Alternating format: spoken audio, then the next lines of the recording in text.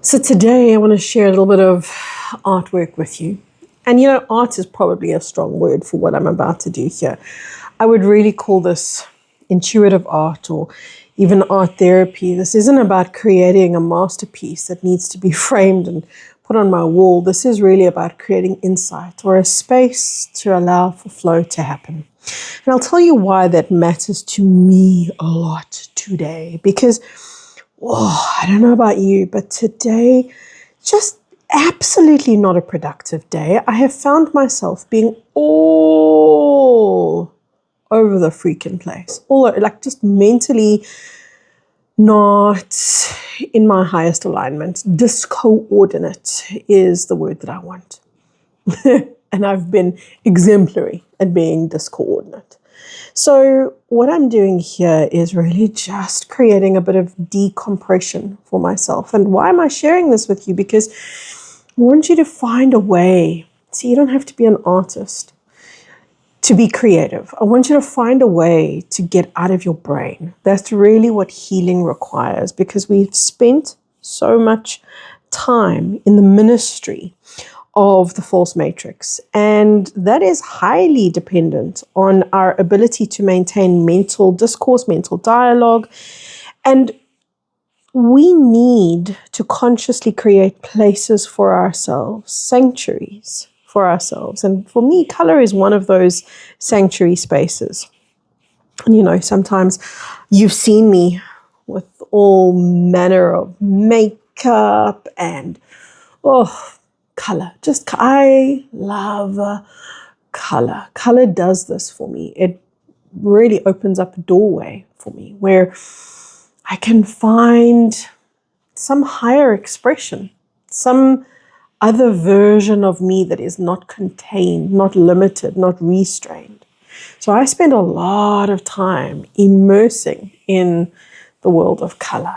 It's so powerful for me. You know, some people would think of, cigarettes as an escape, or maybe music as an escape, or drugs as an escape. And, you know, for me, I can't say that color is an escape. I would really rather say it's where I go to find the real me. It's where I go to be me. Because the truth is, you know, we all are such creative, colorful beings, and we've been relegated to living inside of a false matrix, which is the same, or the equivalent rather, I should say, of being this kaleidoscope of color and then finding yourself showing up in black and white. You know, you would go, hey, something's off, something's wrong with this picture. I'm supposed to be showing up in living color. And I find that our lives in the false matrix are that black and white version of ourselves, which gets so dull and so boring. And it's when we're operating as the black and white version of ourselves that we really battle with things like, wait, what is this for? You know, what's the meaning of life? So color for me is, I suppose, a way of regaining connection to the organic matrix, which is our home. Doesn't that make you want to cry sometimes? Because it does make me want to cry to think of home. You guys, I spent so many years feeling so horrendously homesick. Like when I say so many years, I would say most of my life, just feeling so incredibly homesick for a place that I couldn't even name or remember. It was just this inner knowing that this wasn't it. I think if you asked me, Kerry, where is home? Before I found my senses, I would have said to you, I don't know, but it's not here. And I feel like that's so often what we know. We know what we don't like. We know what's wrong, yeah? But we don't always understand the power of focusing on what's right. So what is right today in your world? What's right for you? What's right? What color do you love? What flow feels good for you? Where is your magic?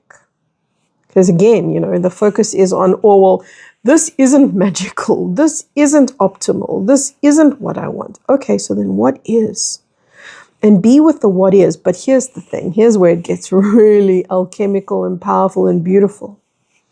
We cannot focus on the things that we truly want without acknowledging where we truly are. It's like you don't get to be a person that says, I want this life of grandeur and beauty, but then hold it in this illusory realm. We're here to be creative and to bring our creations to life. But to bring our creations to life, there's a certain ability that we lack, and that is the ability to get very real with ourselves, very honest with ourselves. Like, it's okay to say, hey, I'm not where I want to be. That's a beautiful acknowledgement, if that's true for you, Or it's okay to say, I don't like this and I don't like that. Again, if it's where you are, it can never possibly be wrong. Like, I get people doing this all the time. They say, is it wrong for me to feel X? Is it wrong for me to feel Y? No, whatever you feel can't possibly be wrong. It can only be acknowledged. But to acknowledge the things that you're capable of, or the things that you want to bring in, it's really important to acknowledge where you are. And I feel like we're running away. We're running away from that. We're running away from the power and the potency of what is. And it does take courage, It takes tremendous flipping courage. Tremendous courage to be with what is. I always say this, that the spiritual warrior came here to the realm of the false matrix. Man, we came because we knew that we were capable, and we didn't underestimate our abilities. We knew that we had the courage to face what we were going to face. It's only now that we're discovering, whoa, how courageous am I really to be facing what I am really, to be dealing with what I'm feeling. How courageous, like how much courage does it take to be you? Because here I'm talking about, be real, feel what's authentic for you, because that's okay for you to do. It's not just okay, it's necessary.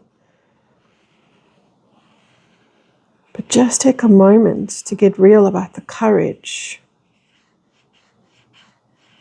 that it takes to be you. Because it does, doesn't it? It takes ridiculous courage to show up in this world as the fullest version of you that there is. The fullest version of you has bruises and scrapes. The fullest version of you has been through ordeals.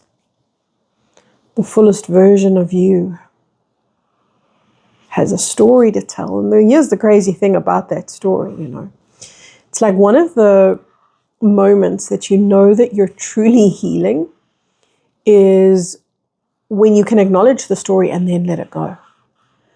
See the story, which most people will really battle to do. Like, can you see the story of your life and acknowledge, yeah, that's my story. I'm here to let it go. Most people find their story and then they want to hold on. Like what I'm talking about when I talk about your story, I'm talking about what made you you. Imagine if you were going to write a book about everything that you'd been through and just like get gut-wrenchingly real and raw in that book and be like, yeah, man, I felt this, I faced that, the vulnerability of acknowledging all the things that you've gone through, all the things that you've held, all the illusions, misbeliefs, disbeliefs that you've held about yourself and life, the things that you've had to walk through, the trials, the tribulations, the story. So there you go, you write the book, then you throw the book away and you go, oh, right, that isn't who I am after all. It's almost like this grand irony that you get to acknowledge it all, and then the moment it's acknowledged, it's done.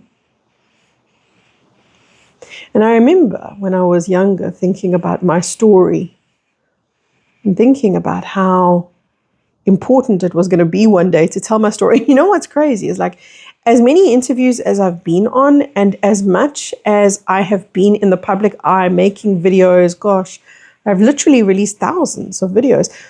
It's been the least interesting thing that I could think about talking on as my story. It's because I've been through that process of realizing how incredibly unattached I am to who I thought I was and where I thought I was wronged and the injustices I thought needed to be remedied, and all the stuff that we make important that isn't, because that's part of letting go of the story. It's letting go of the stuff that we put such emphasis on and placed importance on, had sleepless nights about. I love the fact that we get to look back at it all and realize, oh, right, that's not who I am. It's what I thought mattered. It's who I thought I was. But it's absolutely, there's a freedom there. There's a freedom. It's not who I am. There's a freedom in letting go of the story. So this is what art can be. It can be a time for you to just be with you, to just be in the zone, be in the flow. Where, that color doesn't work on black. You're operating at a level that you don't normally, if you think about it, this flowy space, it's profoundly important, but it's not visited very often. I like visiting here. And if you want to, I'll invite you to come visit here with me. I'll invite you to come on these journeys with me. It can be a little bit trippy sometimes, You realize, oh, wait, what was I thinking? Oh, I love that. I love when you have spent time, and it's not like, not wasted time. That's not what I mean by spent time. Like, there's a difference between being unconscious and letting time slip away from you, which is an awful waste, and being present and timeless. Oh, that's thrilling, because that means that you have escaped the false matrix and stepped into the infinite now, infinite presence of the infinite now. Because that's what you find when you step out of the time matrix, is the timeless infinite space where you have always been and will always be. It's truly a magical space. And this kind of art and these kinds of conversations are incredibly important to me, because they create access points for us to enter into the divine flow with each other. And do we know what the divine flow is going to look like? Hell no. Are we supposed to know what the divine flow is going to look like? Of course not. We can only just allow it to happen.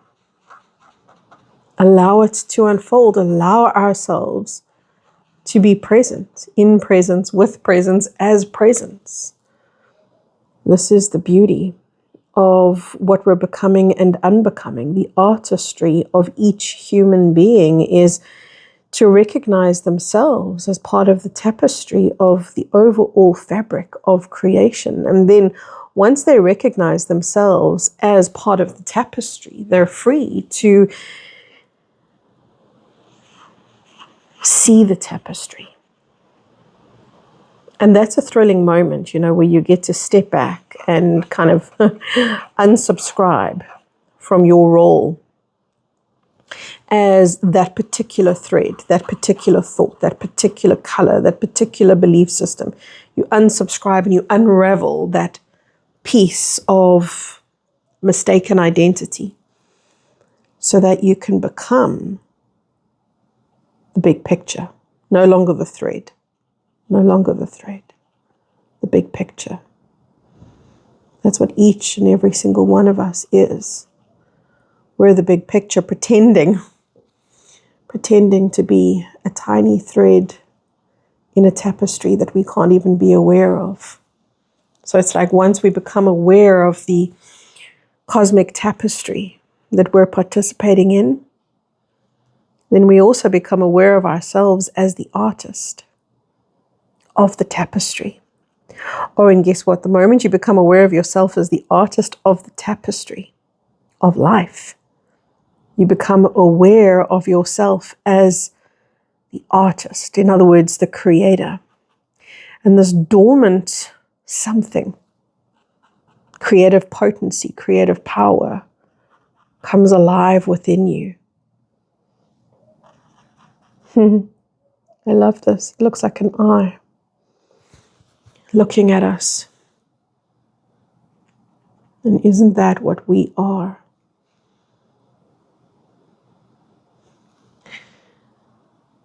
The eye looking in the mirror at itself.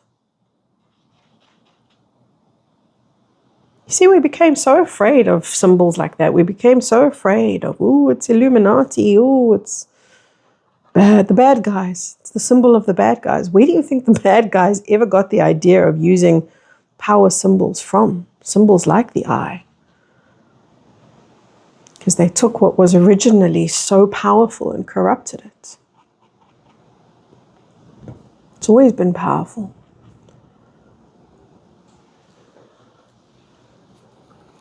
To recognize yourself as the seer who sees through, the visionary who sees through your eyes.